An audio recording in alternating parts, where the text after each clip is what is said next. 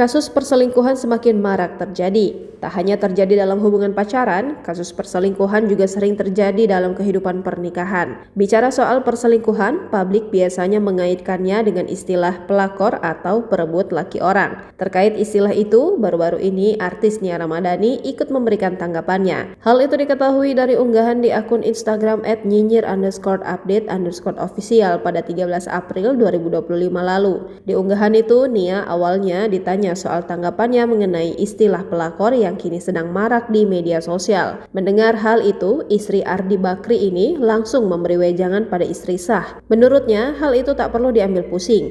Ia meminta agar para istri sah selalu percaya diri. Lebih lanjut, Nia juga meminta agar para istri tak perlu memikirkan pelakor. Menurutnya, pelakor atau pihak ketiga tak akan masuk dalam rumah tangga jika pihak suami menolaknya alias tidak tergoda. Namun, jika perselingkuhan itu terjadi, berarti pihak suamilah yang memberikan kesempatan. Oleh karena itu, ia meminta agar para istri sah tak perlu khawatir dan selalu percaya diri. Unggahan itu langsung memicu banyak reaksi netizen. Rupanya, banyak yang setuju dengan pernyataan ibu 3 anak tersebut.